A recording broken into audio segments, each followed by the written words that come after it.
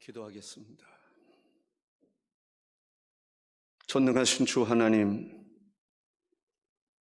이 시간 하나님의 은혜가 전적으로 필요한 시간입니다.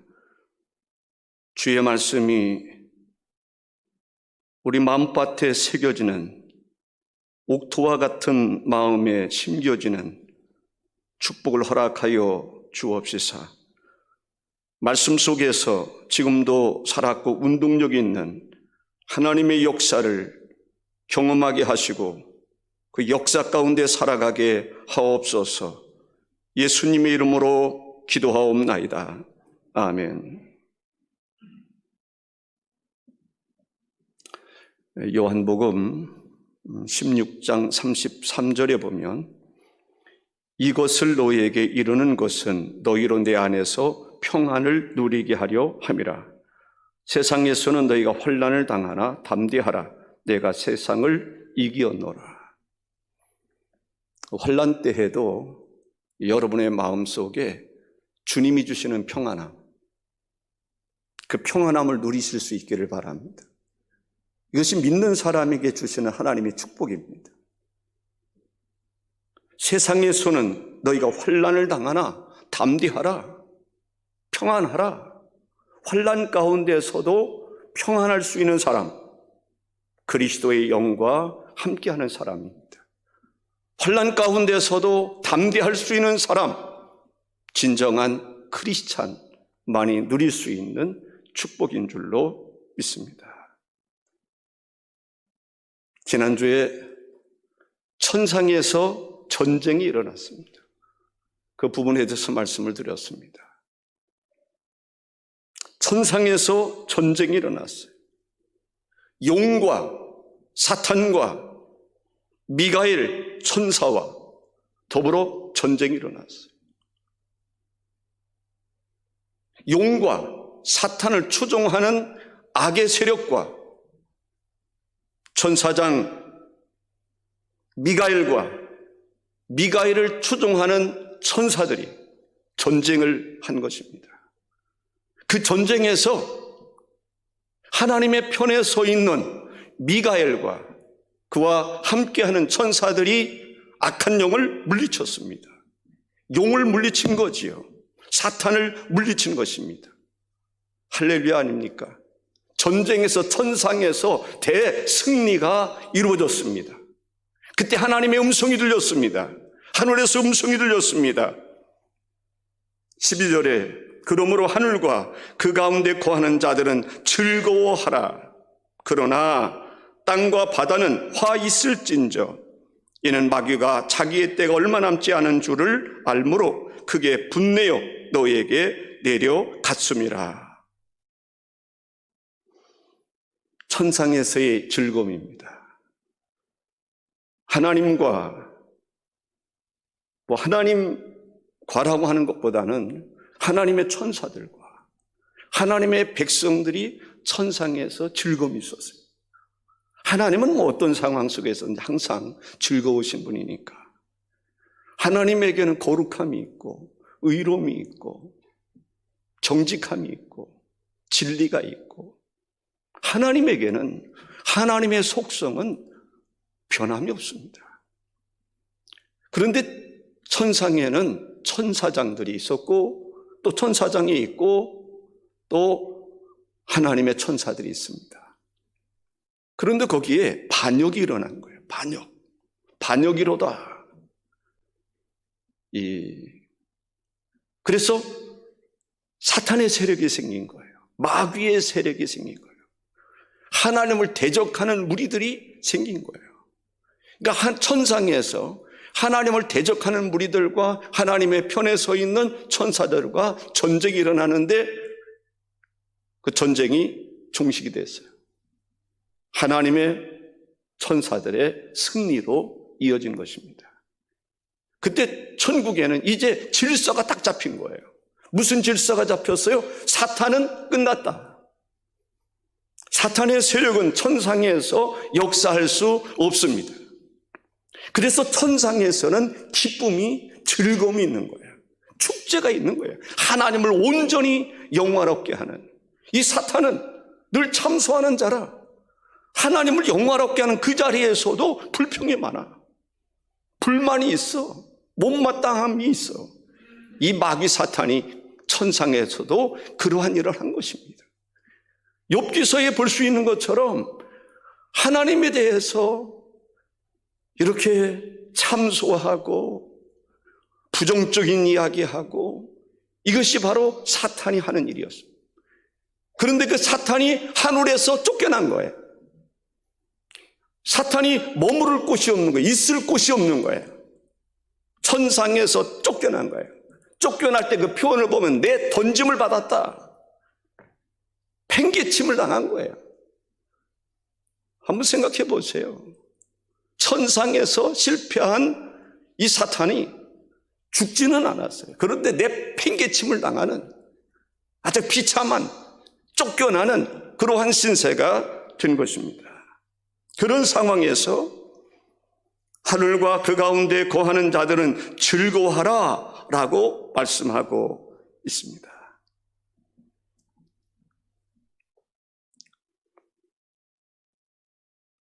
예수 그리스도는 우리의 승리자가 되십니다. 우리를 승리케 하시는 분이 예수님입니다. 천상에서 쫓겨난 이 마귀가 자기의 때가 임박한 줄 아는 거예요. 이제 무적행으로 들어갈 수밖에 없는, 천상에서 쫓겨났고 이 땅에 내려온 사탄이 얼마 있지 않으면 자기는 영원한 불못에 들어갈 수밖에 없음을 알고 있는 거예요. 무적행 속에 들어갈 수밖에 없음을 알고 있는 거예요. 하나님께서 아예 결박시켜서 무적행으로 던져버릴 것을 알고 있는 거예요. 그래서 사탄은 그럼에도 불구하고, 패했음에도 불구하고 포기하지 않고 이 땅에 내려와서 어떻게 하든지 하나님의 교회를, 하나님의 백성들을 유혹하고 시험하고 넘어지게 해서 하나님에게서 멀어지게 하고 하나님을 우러러 경배하지 못하게 하는 그러한 일을 하는 것을 볼 수가 있습니다.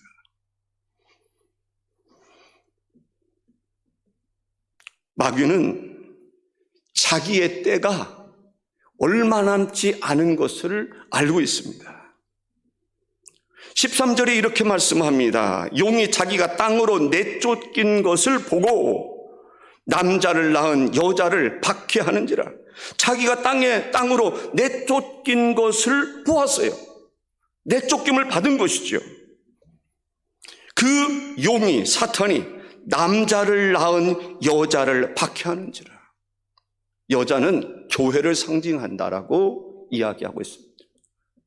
지상에 쫓겨난, 지상으로 내침을 받은 사탄이 하는 일은 하나님의 교회, 인류 구원의 역사를 이루기 위해서 주님이 세우신 교회의 머리 되신 예수 그리스도가 교회의 주가 되시는데, 하나님의 교회를 어떻게 해서든지 해롭게 하고 또 하나님의 교회를 핍박하려는 것을 볼 수가 있습니다. 자기가 내쫓긴 것을 보고 여자를 핍박하는지라 라고 말합니다.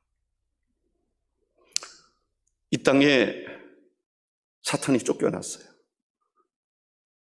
그런데 이 땅에는 하나님의 구원의 역사가 계속되고 있었어요.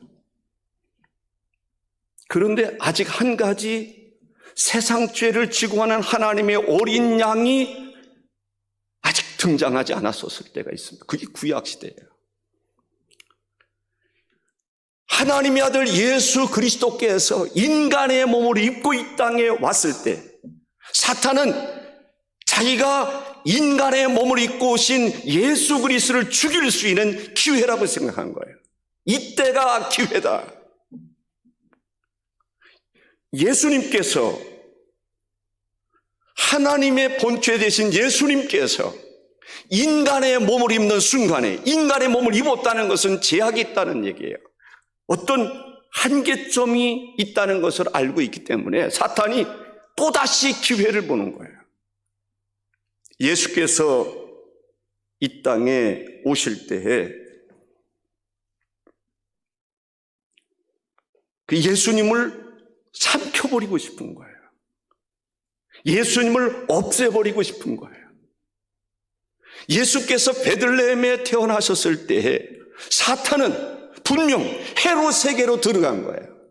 헤롯 왕에게 들어가서 헤롯을 통해서 예수님을 죽이도록 한 거예요. 죽이려고 하는 거죠. 베들레헴에 예수께서 태어나셨다는 것을 알고, 설명하자면 좀 길어서 좀 생략합니다만, 그곳에 예루살렘과 주변의 사람, 어린아이 2살 이하의 모든 아이들을 다 죽여버리고 말았어요. 그 중에 예수님이 있을 것으로 생각하고 말입니다. 그런데 하나님께서 이미, 하나님은 어떤 분이십니까? 마귀의 속임수에 넘어가는 하나님이 아니시란 말이죠. 그를 마태복음 2장 16절에 보면 밤에 아기와 그의 어머니를 데리고 애굽으로 떠나도록 하신 것을 볼 수 있어요. 피하게 해주셨다는 거예요. 피한다는 것은 힘이 없어서 피하는 것만을 이야기하는 건 아닙니다. 세상이 갑자기 좀 뭐가 더러워서, 뭐가 무서워서 피하는 게 아니고 뭐가 더러워서 피한다는 얘기를 하지 않습니까? 진짜 고수는 함부로 싸우지 않습니다. 진짜 고수는 함부로 싸우지 않아요. 자기의 힘을 아무 데나 쓰지 않는 거예요. 오히려 상대방이 욕하고 까불어도 그냥 웃고 넘어가는 거예요.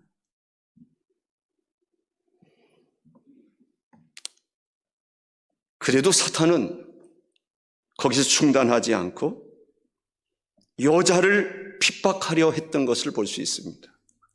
이제 여자가 낳은 독생자 예수 그리스도, 그분을 더 이상 해할 수 없게 된 것은 그를 십자가에 못 박아 죽도록 했지만 죽은 자 가운데서 예수님이 부활하시고 승천하셨단 말이죠. 하나님 보좌 우편에 앉아 계시는, 그러니 마귀가 하나님 우편에 앉아 계신 예수님을 어떻게 쫓아가서 해할 수 있겠어요?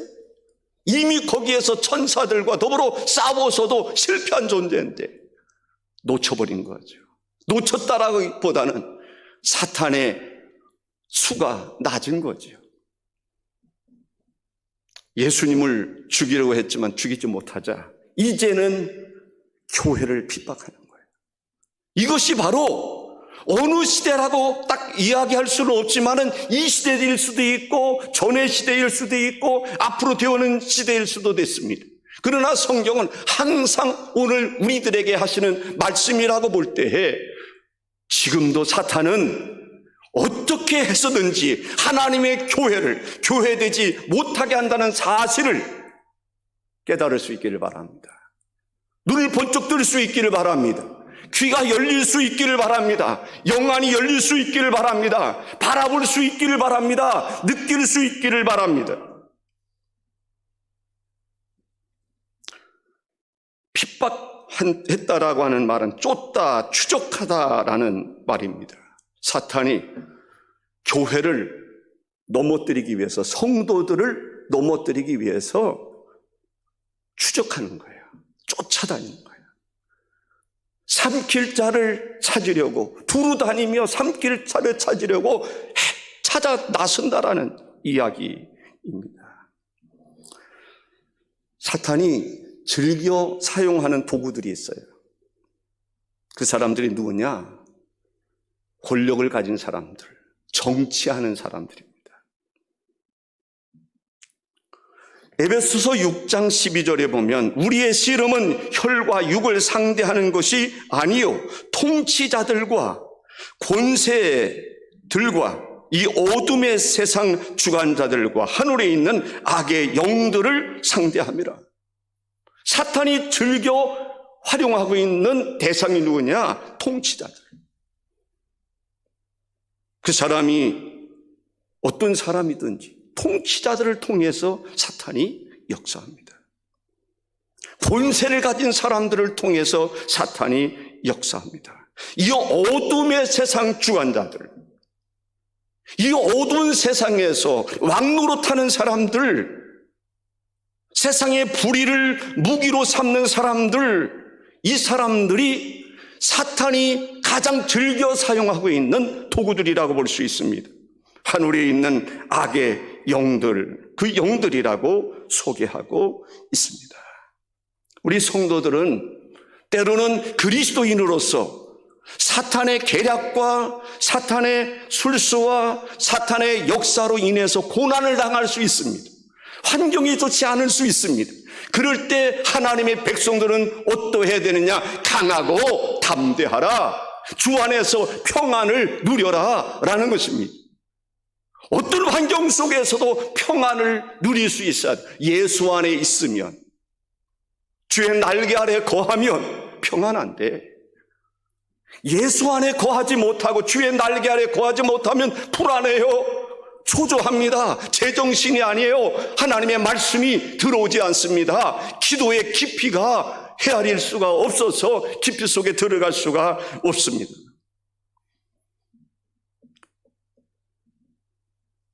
때로는 환난이라는 것은 우리를 훈련시키는 하나님의 훈련장이라고 볼 수 있습니다. 그래서 환난을 당하면 즐길 수 있어야 돼요. 아멘이십니까? 환난을 당할 때 즐거워할 수 있어야 돼요. 그럴 때 주님을 가까이 할 수 있는 기회가 되잖아요. 주님 만날 수 있는 기회가 되잖아요. 평안하다 평안할 때가 아니라 그럴 때 주님을 만나기보다는 야곱처럼 환난 날에 나를 부르짖는 주님의 말씀을 깨닫고 약복강에서 부르짖어 기도했던 것처럼 엘리야가 갈멜산에서 하나님 앞에 기도했던 것처럼 환난은 주님을 만날 수 있는 절호의 기회라고 볼 수가 있습니다. 욥이 불시험을 만난 다음에 이렇게 고백합니다. 욥기서 23장 10절에 그러나 내가 가는 길을 그가 아시나니 그가 나를 단련하신 후에는 내가 정금같이 되어 나오리라. 그가 단련하신 후에는 내가 정금같이 나오리라. 신앙생활을 할 때에 정금과 같은 신앙을 가져야 될 줄로 믿습니다. 순수한 신앙, 불변의 신앙, 변함없는 신앙, 가장 가치 있는 신앙생활을 해야 될 줄로 믿습니다. 요한복음 15장 18절 19절에 이런 말씀이 있습니다. 세상이 너희를 미워하면 너희보다 먼저 나를 미워한 줄을 알라. 너희가 세상에 속하였으면 세상이 자기의 것을 사랑할 것이나 너희는 세상에 속한 자가 아니요 도리어 내가 너희를 세상에서 택하였기 때문에 세상이 너희를 미워하느니라. 세상으로부터 사랑받아야 되나요? 세상으로부터 사랑받기 위해서는 세상 사람들처럼 됩니다. 처럼 살면 돼요. 깡패 조직 속에서 편안하게 지내려면 그들처럼 행동하면 됩니다. 그러나 그곳에서 나오려는 순간에 생명의 위협이 닥쳐올 수 있습니다. 우리는 그리스도 안에서 그리스도와 함께 평안을 누리고 그리스도와 함께 살아가는 영적인 삶을 살아야 될 줄로 믿습니다. 거기에 비밀이 있는 것입니다. 거기에 생명이 있는 것입니다. 거기에서 하나님의 은혜를 경험할 수 있는 것입니다. 성령의 역사를 경험할 수 있는 것입니다. 그 맛을 느끼며 살아가는 성도가 되시기를 바랍니다.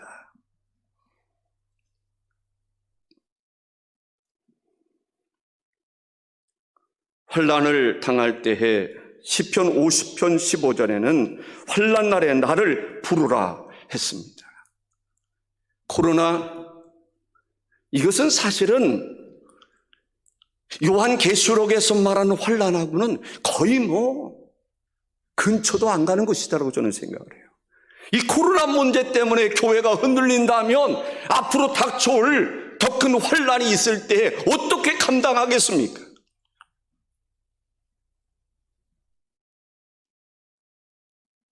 하나님 앞에 작은 일이 있을 이때 해도 하나님께 부르짖어 기도할 수 있는 훈련이 돼야 돼요. 아멘이십니까? 그런 사람이 돼야지. 코로나 이 문제 가지고 이 정도 가지고 교회가 흔들리면 되겠습니까? 성도들이 흔들리면 되겠습니까? 그렇다고 한다면 환난 날에 어떻게 그 환난을 이길 수 있겠습니까?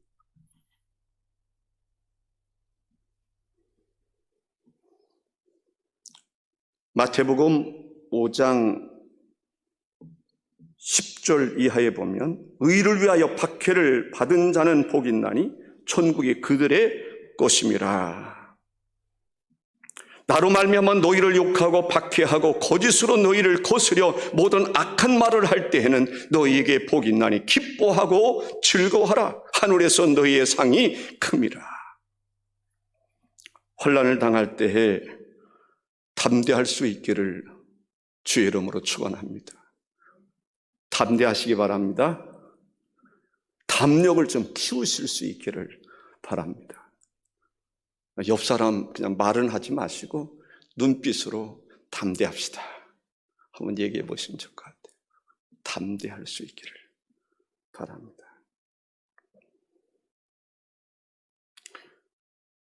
힘들고 어려울 때에 우리는 믿음으로 승리할 수 있기를 바랍니다. 요한일서 5장 4절에 무릇 하나님께로부터 난 자마다 세상을 이기느니라. 세상을 이기는 승리는 이것이니 우리의 믿음이니라. 믿음이 없이는 하나님을 기쁘시게 할 수 없을 뿐만 아니라 믿음이 없으면 승리 못해요. 믿음이 없이 우리가 승리할 수 있다고 생각하십니까? 믿음이 이기네. 믿음이 없으면요 흔들려요. 믿음의 깊은 뿌리를 내릴 수 있어야 할 줄로 믿습니다. 믿음이 없으면 이 사람 말 저 사람 말에 의해서 흔들리는 것을 보게 됩니다. 그러나 하나님의 진리, 하나님의 말씀, 하나님의 은혜, 성령의 역사, 영적인 하나님의 질서 속에 들어갈 때, 믿음의 사람이 될 때 능히 이길 수 있는 줄로 믿습니다. 로마서 8장 17절에 보니까 자녀이면 또한 상속자 곧 하나님의 상속자요 그리스도와 함께한 상속자니 우리가 그와 함께 영광을 받기 위하여 고난도 함께 받아야 할 것입니다. 주님과 함께 고난도 받을 수 있는 각오가 되어질 수 있기를 바랍니다. 두 번째는 하나님께서는 하나님의 교회를 지키시고 보호하시고 인도하시고 환난 가운데 하나님께서 하나님의 교회에게 은혜를 베풀어 주신다는 것을 알 수가 있습니다. 14절에 이렇게 말씀합니다. 그 여자가 큰 독수리의 두 날개를 받아 광야 자기 곳으로 날아가 거기서 그 뱀의 낫을 피하여 한 떼와 두 떼와 반 떼를 양육받으매 독수리의 두 날개로 날랐다는 거예요. 여기 참 중요한 의미가 있는 것 같아요. 훈련 중에서 독수리가 그 새끼를 훈련하는 것에 대해서는 여러분들 많이 들으셨을 거예요.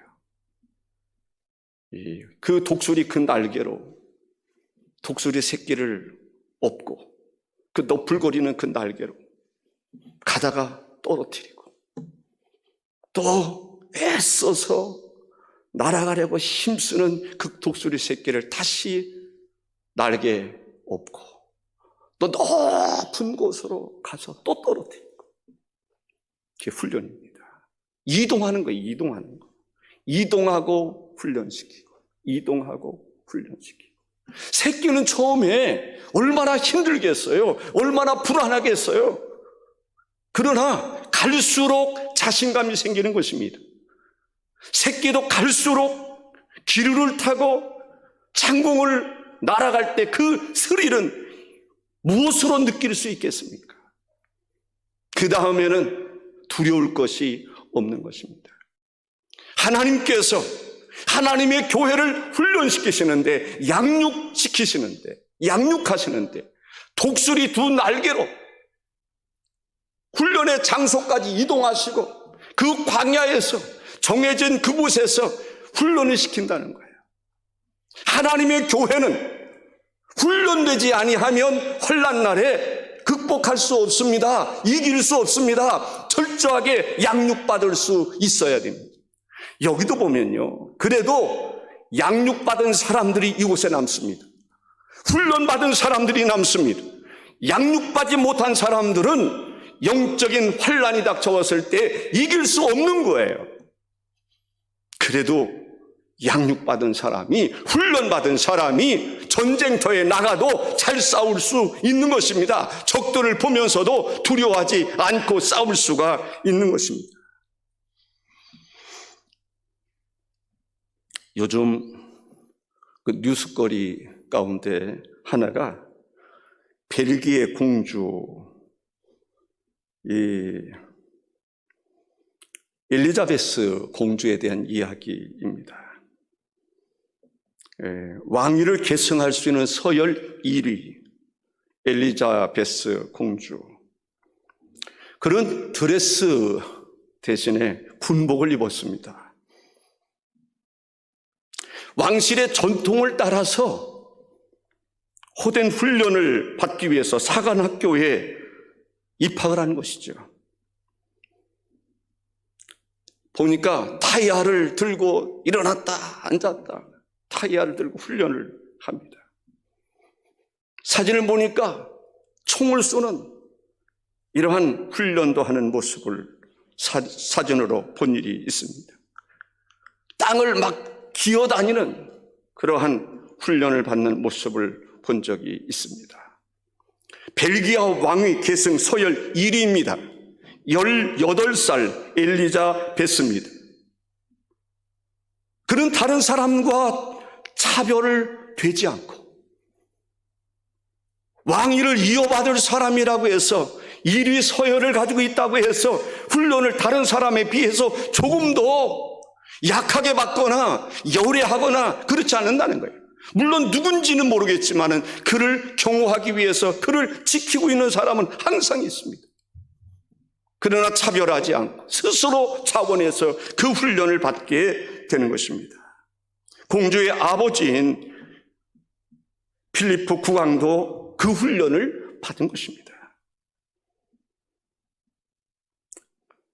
독수리 두 날개로 여인을 광야로 이동했다라고 이야기를 합니다. 출애굽기 19장 4절에 이런 말씀이 있습니다. 내가 애굽 사람에게 어떻게 행하였음과 내가 어떻게 독수리 날개로 너희를 업고 내게로 인도하였음을 너희가 보았느니라. 독수리가 여인을 이동시켰다라고 하는 것은 안전한 것을 말합니다. 하나님은 아무리 사탄이 공중권세를 잡은 마귀가 이 땅에서 어떻게 역사하든지 간에 하나님은 하나님의 백성들을, 하나님의 교회를 지켜주신다, 보호해주신다고 하는 그 믿음이 우리에게 있어야 될 줄로 믿습니다. 마가복음 13장 13절에 또 너희가 내 이름으로 말미암아 모든 사람에게 미움을 받을 것이나 끝까지 견디는 자는 구원을 받으리라 했습니다. 하나님은 교회로 하여금 피할 길을 열어주신다는 것을 볼 수가 있습니다. 용이라는 표현에서 뱀이라는 표현으로 바뀝니다. 그러니까 이 사탄은 용이기도 하고 뱀이기도 하고 사탄이기도 하고 마귀이기도 하고 하나님은 피할 길을 주시는 경우들을 볼 수 있습니다. 아까 예수님도 피할 길을 주셨다고 말씀을 드렸습니다. 이스라엘 백성들 애굽에서 그대로 머물러 있다면 그들은 종으로서 비참한 최후들을 맞이할 수 있을 것입니다. 그들에게 피할 길을 주셨는데 어디로 피하게 하셨느냐? 광야로 피하게 하셨어요. 이 광야에서 40년 동안 하나님께서는 이스라엘 백성들을 훈련시키신 거예요. 신앙의 훈련, 영적인 훈련을 시키신 거예요. 그래서 40년 동안 훈련받고 난 이후에 약속의 땅을 점령하게 되는데 여리고 성을 믿음으로 순종함으로 무너뜨리는 것을 보게 됩니다. 하나님의 놀라운 역사가 있어요. 교회는 다시 한번 말씀드립니다마는 훈련 받을 수 있어야 돼요. 양육 받을 수 있어야 한다는 것입니다. 이스라엘 백성들이 또 훈련받은 기간이 있는데 바벨론에 가서 70년 동안 훈련을 받습니다. 자기 집에서 자기 땅에서 성전이 있는 그곳에서 살면서도 성전을 소중히 여기지 않고 하나님을 섬기지 않고 우상을 섬기지 않고 제 소견에 오른 대로 행하는 그들을 하나님께서 훈련시키기 위해서 바벨론에 70년 동안 종노릇하게 하는 거예요. 거기에서 훈련을 받습니다. 우리가 어찌하다가 그 하나님 우주 만물을 창조하신 하나님을 잊고 살았는가? 우리가 어찌하여 그 전능하신 하나님을 알지 못하고 깨닫지 못하고 그러면서 우상을 숭배했는가? 영적인 대각성 운동이 일어나는 것을 볼 수 있습니다. 그래서 그들이 다시 예루살렘으로 오게 되는데 와서 자기 모든 것을 팔아서 성전을 건축하려고 했던 것을 보게 됩니다. 어려운 가운데서도 성벽을 쌓게 되는 것을 보게 됩니다. 그러면서 이제 새로운 계절이 오게 되는 것을 볼 수 있습니다. 훈련이 필요합니다. 억지로라도 훈련을 받는 것을 소홀히 하지 않으시기를 바랍니다. 성경은 분명히 예언하고 있습니다. 마지막 주님의 때가 임박해 오기 이전에, 임박해 오면서 7년 대환란을 이야기하는데 지금은 어떻게 보면은 전 3년 반을 이야기하는 것입니다. 큰 환란이 아닌 그때를 이야기하고 있는 것입니다. 환란을 당할 때에 두려워하지 말아야 됩니다. 하나님께서 지켜주시기 때문에 그런 것입니다. 예수님, 다시 한번 좀 더 말씀드린다면 예수님께서도 제자들을 훈련을 잘 시키셨어요. 어떤 훈련을 시킵니까? 자기 포기의 훈련을 시키는 거예요. 자기 부인의 훈련. 내 생각, 내 고집대로 하나님을 섬기는 것이 아니라 자기 고집대로 섬기는 거죠. 예를 들어서 베드로, 예수님이 십자가 지신다고 그러니까 그건 절대로 안 됩니다. 그것은 내가 용납할 수 없습니다. 그거 처리하십시오. 그 생각 버리십시오. 그러다가 예수님으로부터 혼났어요. 이 사탄아, 내 뒤로 물러가라. 너는 나를 넘어지게 하는 자로. 베드로 마음속에 그게 무슨 말입니까? 예수님 죽지 말라고 내가 좀 책임지겠다는데, 우리 제자들이 책임지고 만류하겠다는데, 보장해보고 드리고 싶다는데, 이게 왜 사탄의 생각입니까? 그게 하나님의 생각과 사람의 생각의 차이인 것이죠. 예수님이 제자들을 훈련시킬 때는 포기하는 훈련을 시킵니다. 그래서 부모님 관계, 심지어는 생업, 모든 것 다 버려두고 주님을 따르게 되는 것을 보고 있습니다. 자기를 부인하는 훈련을 시킵니다. 우리 그리스도인들이 그리스도의 뜻을 따라 살려면 이런 훈련이 필요해요. 주님이 말씀하시면 즉시 아브라함처럼 순종할 수 있는, 예수님의 제자들처럼 순종하는 그 순종의 훈련이 되어 있어야 돼요.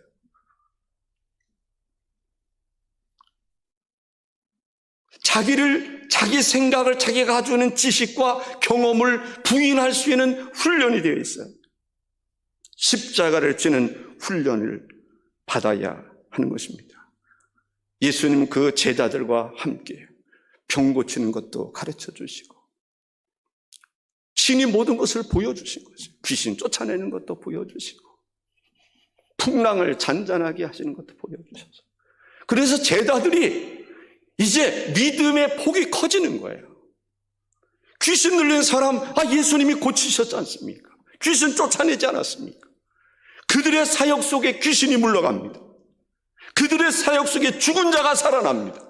그들의 사역 속에 병든 자가 고침을 받습니다. 그들의 사역 속에 초자연적인 하나님의 기적의 역사가 일어납니다. 왜? 예수님으로부터 그런 훈련을 받았거든요. 예수님이 행하는 것을 보았거든요. 배웠거든요. 깨달았거든요. 느꼈거든요. 자기도 그리스도 안에서 성령의 역사로 말미암아 할 수 있다는 믿음이 그들에게 있었거든요. 셋째는 하나님은 땅을 통해서도 교회를 보호해 주신다는 것을 알 수 있습니다. 여자의 뒤에서 뱀이 그 입으로 물을 강같이 토하여 여자를 물에 떠내려 가게 하려 하되, 이 사탄이 이제 오른으로 말하면 홍수죠. 쓰나미와 같은 갑자기 불어닥친, 순식간에 불어닥친 이 사탄은 말이죠. 여기서 보니까 여자의 뒤에서, 이 비겁한 게 사탄입니다. 여자의 뒤에서 교회의 뒤통수를 치는 것이 바로 사탄의 전략인 것을 볼 수 있습니다. 홍수로 아예 교회를 무너뜨리려고 하는, 이 홍수는 그냥 일반적으로 서서히 불어나는 그런 홍수를 얘기하는 게 아니라 쓰나미처럼 갑자기 불어닥치는 것을 말하는 것입니다. 강 같은 물을 토하였다라고 이야기를 하고 있습니다. 강 같은 물을 던져버렸다는 거예요. 강 같은 물을 버렸다라는 거예요. 그러니까 그 어마어마한 쓰나미 같은 그러한 물을 그냥 던져버린 거예요. 교회에다가 느닷없이 던져버린 거예요. 그러니까 갑자기 여기에 말이죠, 엄청난 쓰나미 같은 것이 한순간에 닥치는 거예요. 욥기서에 보면은 욥의 아들이 한순간에 죽지 않습니까? 사탄은 하나님의 교회를 한순간에라도 넘어뜨리려고 하는 그 전략을 가지고 있다는 것을 우리가 기억해야 할 것입니다. 사탄이 교회를 핍박할 때도 한순간에 한국 교회를 넘어뜨리려고 하는 그 전략을 쓰고 있다는 사실을 우리가 기억할 수 있어야 됩니다. 그러나 그런 가운데서도 하나님께서는 하나님의 교회를 붙잡아 주신다는 거예요. 지켜주신다는 거예요. 그렇게 사탄이 그러한 전략을 쓴다 할지라도 사막의 특징이 뭡니까? 이건 그 사막 가지고도 안 된다고 그러는데, 이 사막에 교회가 있어요. 하나님이 그곳으로 이동시키셨어요, 여자를. 그런데 그곳에 쓰나미와 같은 물을 쏟아부어 주는데 땅이 그것을 다 흡수해버린다는 거예요. 그 엄청난 그러한 공격을 땅이 한순간에 흡수시켜버린 거예요. 흡수해버린 거예요. 상상할 수 없는 거죠. 그것은 하나님만이 하실 수 있는 일입니다. 요한복음 3장 16절에 보면 하나님이 세상을 이처럼 사랑하사 독생자를 주셨으니 잘 알잖아요. 믿는 자마다 멸망치 않고 영생을 얻게 하려 하심이라. 이 땅을 사탄이 초토화시키려고 그럴 때, 하나님의 교회를, 구원의 역사를 방해하려고 막으려고 했을 때 이 땅에 예수 그리스도가 오신 것입니다. 예수 그리스도께서 우리의 모든 인간의 죄를 담당하심으로 사탄은 죄만 있으면 죄를 통해서 정죄하는데, 하나님께서 누구든지 예수 그리스도를 믿는 자는 정죄함을 받지 않을 것이다, 죄사함을 받을 것이다, 용서를 받을 것이다 라고 말씀하시는 거예요. 교회는 하나님이 허락하지 아니하면 세상의 그 어떤 정치 세력도, 세상의 그 어떤 권력도 하나님의 교회를 넘어뜨릴 수 없습니다. 예수님께서 마태복음 16장 18절에 또 내가 네게 이르노니 너는 베드로라, 내가 이 반석 위에 교회를 세우리니, 내 교회를 세우리니 음부의 권세가 이기지 못하리라. 16절에 땅이 여자를 도와 그 입을 벌려 용의 입에서 토한 강물을 삼키니, 땅이 여자를 도와서, 교회를 도와서 그 입을 벌려 용의 입에서 토한 강물을 삼켜버렸다라고 말합니다. 음부의 권세가 아무리 강하다 할지라도, 사탄이 우리가 볼 땐 매우 강해 보입니다. 그러나 이미 사탄은 하늘에서, 전쟁에서 패한 존재입니다. 쫓겨난 존재입니다. 던짐을 받은 존재입니다. 이 땅에 자기가 왕노릇 하려고 하는데, 공중 권세를 잡은 사탄이 왕노릇을 하려고 하는데, 예수께서 이 땅에 오셔서 그 창세기 3장 15절에 말씀했던 것처럼 뱀의 머리를 밟아버리시는 거예요. 이것이 하나님의 기적입니다. 예언했던 여자의 후손, 그 예수 그리스도께서 이 땅에 오셔서 교회를 해하려고 하는, 하나님의 구원의 역사를 방해하려는 뱀의 머리를 짓밟아버리는, 뱀은 힘이 머리에서 나오는 거죠. 머리가 밟혀버렸는데, 머리가 깨져버렸는데 꼬리 가지고 어떻게 하겠습니까? 용을 쓴다 할지라도 한계가 있는 것이지요. 예수님께서 바로 그 일을 행하셨음을 볼 수가 있습니다. 사탄은 이 땅에서 자기 나라를 건설하려고 했어요. 그런데 예수님은 이 땅에서 하나님의 나라를 건설하는 거예요. 누가 강한 것입니까? 하나님의 아들 예수 그리스도는 계획했던 모든 것들을 다 이루시는 분임을 알 수가 있습니다. 예수님은 때가 찼고 하나님의 나라가 가까웠으니 회개하고 예수를 믿으라, 복음을 믿으라고 선포합니다. 예수님이 이 땅에 오신 목적은 하나님의 나라를 건설하기 위한 것입니다. 마귀가 천상에서 패한 이후에 자기 나라를 건설하려고 이 땅에 내려왔지만은 결국은 궁극적인 면에서는 실패하고 마는 것입니다. 하나님의 나라가 세워지는 것입니다. 우리는 하나님의 나라의 백성입니다. 하나님의 나라의 시민입니다. 환란이 왔다 할지라도, 온다 할지라도 하나님의 나라 시민권 포기하면 안 됩니다. 어떤 환란이 닥쳐온다 할지라도 하나님의 백성됨을 포기하면 안 됩니다. 그것을 인내함으로, 믿음으로 이겨 나가야 될 줄로 믿습니다. 끝으로 한 말씀 간단하게 더 드린다면, 교회는 전투하는 교회로 바뀌어야 합니다. 17절에 용이 여자에게 분노하여 들어가서 그 여자의 남은 자손 곧 하나님의 계명을 지키며 예수의 증거를 가진 자들과 더불어 싸우려고 바다 모래 위에 서 있더라 했습니다. 용이 여자에게 분노했다라는 거죠. 예, 용이 분노할 만하겠죠. 왜냐하면 천상에서도 쫓겨났잖아요. 던짐을 받았잖아요. 내 팽개침을 당했잖아요. 전쟁에서 패하니까 있을 곳이 없는 거예요. 천상에서, 그 좋은 천상에서 있을 곳이 없어요. 그런데 거기서 쫓겨났어요. 쫓겨난 것을 알고 여자가 낳은 아들을 삼키려고 했는데, 예수 그리스도를 삼키려고 했는데, 예수 그리스도와 더불어 싸우려 했는데 실패하고 말았단 말이에요. 예수는 다 이루었다, 승리하고 하늘로 오르셔서 하나님 보좌 우편에 앉아 계시단 말이죠. 이제는 예수님을 도전할 수 없는 존재가 되고 말았어요.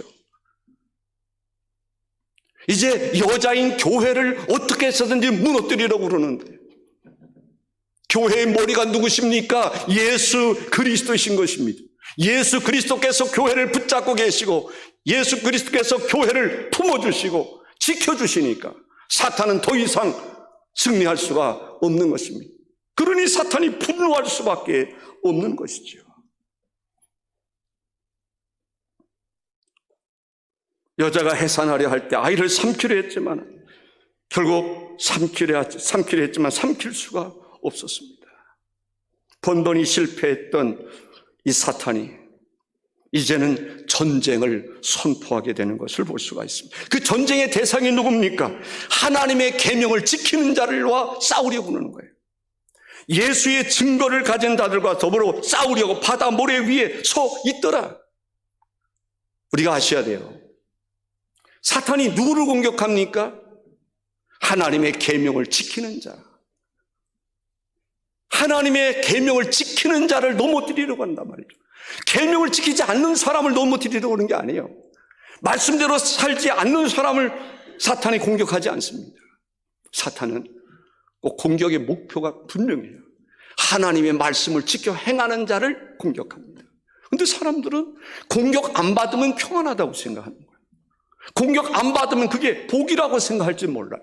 그런데 성경을 가만히 보십시오. 이 마지막 시대에 사탄의 공격의 목표는 누굽니까? 하나님의 계명을, 하나님의 말씀대로 살아가는 사람을 초점을 맞추어서 공격한다는 사실을 알 수가 있습니다. 예수의 증거를 가진 사람, 복음의 능력을 가진 사람, 이런 사람을 공격하지 그냥 아무나 공격하는 게 아니에요. 그래서 우리는 잘 보셔야 돼요. 영적인 기류가 지금 어떻게 흐르고 있는지, 영적인 도회를 잘 그릴 수 있는 성도가 되어야 될 줄로 믿습니다. 이러할 때 우리는 어떻게 살아야 마땅하는가? 에베소서 6장 13절에 그러므로 하나님의 전신갑주를 취하라.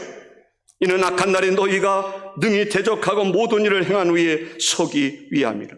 하나님의 전신갑주를 취하라. 베드로전서 5장 9절에 보면은 너희는 믿음을 굳건하게 하여 그를 대적하라. 마귀를 대적할 수 있는, 마귀를 향해서 그 권력 앞에, 그 권세 앞에 당당히 설 수 있는, 사탄이 어떤 정권이나 어떤 권세자나 어떤 악의 영들에게 그들을 통해서 역사한다 할지라도 당당히 대적할 수 있는, 설 수 있는 영적인 군사가 되라, 그런 말씀입니다.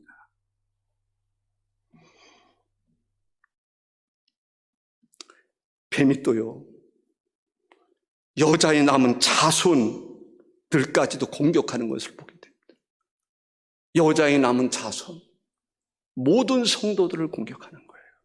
교회를 공격하고 성도들을 공격해서. 왜냐하면 자기의 때가 얼마 남지 않은 것을 알기 때문에 그렇습니다. 사랑하는 성도 여러분, 우리는 깨어있는 성도가 되어야 될 줄로 믿습니다. 정말 영적인 전쟁터에 우리는 살아가고 있습니다. 그래서 하나님의 말씀으로 깊이 묵상해야 돼요. 하나님 앞에 좀 더 깊이 기도할 수 있어야 돼요. 세상의 지혜와 지식으로 이 환난을 이길 수 있는 게 아닙니다. 하나님의 능력으로, 성령의 감동과 역사 속에서 능히 우리는 세상을 이길 수 있습니다. 진정한 평안을 누릴 수 있습니다. 교회는 두려움에 사로잡히면 안 돼요. 강하고 담대할 수 있어야 됩니다.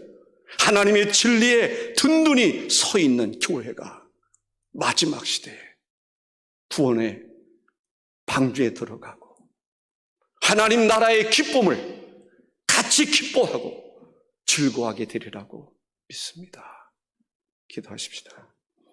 주 하나님, 감사합니다. 세상에는 에베소서 2장 2절의 말씀처럼 그때 너희는 그 가운데서 행하여 이 세상 풍조를 따르고 공중의 권세 잡은 자를 따랐으니 곧 지금 불순종의 아들들 가운데 역사하는 영이라 했습니다. 하나님, 세상의 풍조를 쫓아 살아가는 우리가 되지 않게 하옵소서. 공중권세 잡은 어둠의 세력을 나도 모르는 사이에 따라가는 우리들이 되지 않게 도와주시옵소서. 우리는 하나님의 백성으로, 하나님의 시민으로, 하나님의 영을 받고 하나님의 말씀과 성령의 기름 부심으로 충만한 가운데 영적인 싸움에서 승리하는 자가 되게 하여 주시옵소서. 하늘에서도 패배한 사탄을 따르는 것이 아니라 공중 권세를 잡았다 할지라도 예수 그리스도로 인하여 머리를 이제 다친, 머리가 깨져버린 그러한 사탄을 쫓아 살아가는 것이 아니라 오늘도 살아 역사하시는 전능하신 하나님의 역사를 따라서 예수 그리스도를 중심으로 우리가 승리하며 살아가게 하옵소서. 그래서 교회는 참으로 아름다운 것이고 교회는 성스러운 것이고 교회는 앞으로 승리를 보장받은 하나님의 백성들의 공동체인 것을 알고 교회를 중심으로 해서 신령한 예배를 드리며 하나님의 복음에 아버지 하나님 동참한 자로 복음을 증거하고 주의 뜻을 따라 살아가는 성도들 다 되게 하옵소서. 예수님의 이름으로 기도하옵나이다. 아멘.